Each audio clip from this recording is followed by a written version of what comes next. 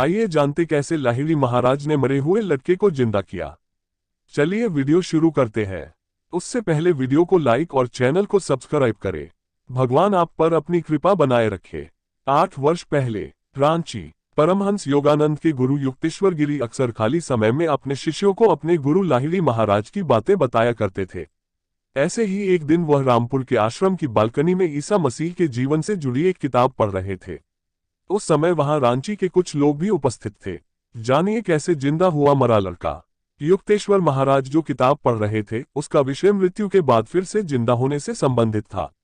उनके सामने बैठे शिष्यों से उन्होंने इस संबंध में थोड़ी बातचीत की। फिर उन्होंने अपने मित्र राम और गुरु लाहिड़ी महाराज के बारे में बताना शुरू किया। उस शिष्य मंडली में परमहंस योगानंद भी शामिल थे। 2 डॉक्टरों को बुलाया गया। युक्तेश्वर महाराज ने बताया कि वह और उनका मित्र राम साथ साथ ही रहते थे। एक दिन राम को हैजा हो गया।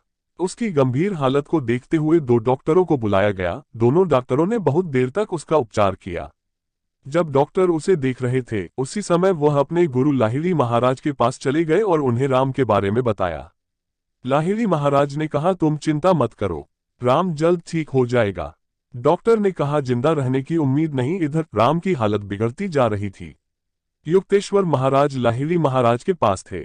डॉक्टरों ने भरसक प्रयास किया लेकिन राम की हालत में कोई सुधार नहीं हुआ।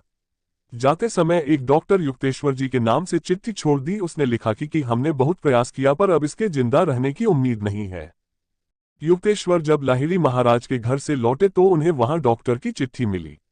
उसे पढ़ वे अपने मित्र के पास गए। उसकी हालत देख वह रोने लगे। मित्र राम अंतिम सांसें ले रहा था।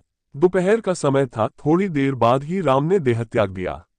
वैसी ही हालत में युक्तेश्वर अपने एक दोस्त को राम के शव के पास छोड़ फिर से लाहिड़ी महाराज के पास दौड़ते हुए गए। लाहिड़ी महाराज ने उनसे पूछा, अब राम कैसा है? युक्तेश्वर ने उनसे कहा, आपको जल्द ही मालूम चल जाएगा वह कैसा है। जल्द ही उसके शव को शमशान ले जाया जाएगा। लाहिड़ी महाराज ने कहा, युक्तेश्वर अपने आप को संभालो। और यह कहने के बाद वह ध्यान में चले गए। पूरी रात ध्यान में बैठे रहे लाहिड़ी महाराज। दोपहर में ये घटना हुई और शाम हो गई। पूरी रात भी इसी तरह बीत गई पर लाहिड़ी महाराज ध्यान में ही बैठे रहे। सुबह लाहिड़ी महाराज ने युक्तेश्वर जी से कहा, तुम व्यर्थ में चिंता क्यों कर रहे हो? तुमने कल ही मुझसे ये क्यों नहीं कहा कि तुम राम के बारे में ठोस वचन चाहते हो, वह भी किसी दवा के रूप में? फिर गुरुदेव लाहिड़ी महाराज ने एक दीपक की ओर संकेत किया। उसमें अरंडी का तेल था। वह बोले, किसी छोटी सी शीशी में ये तेल भर लो और राम के मुंह में इसकी 7 बूंदें ले जाकर डाल दो। युक्तेश्वर जी ने लाहिड़ी महाराज से कहा, गुरुदेव वह तो कल दोपहर में ही मर गया। उसे मरे हुए 18 घंटे हो गए हैं। इस पर लाहिड़ी महाराज ने कहा, तुम चिंता नहीं करो, जो मैं कह रहा हूं वही करो। युक्तेश्वर जी ने अपने शिष्यों को बताया कि वह तेल लेकर दौड़ते हुए अपने मित्र के पास पहुंचे। मरने के बाद राम का शरीर अकड़ गया था। मृत शरीर की हालत खराब हो गई थी। जैसे तैसे उन्होंने राम के अकड़े हुए होंठ खोले और मुंह में अरंडी के तेल की 7 बूंदें डाल दी।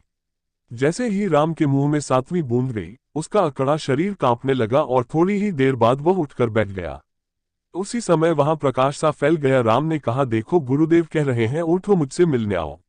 राम तुरंत खड़ा हो गया और कपड़े पहनकर गुरुजी लाहिड़ी महाराज से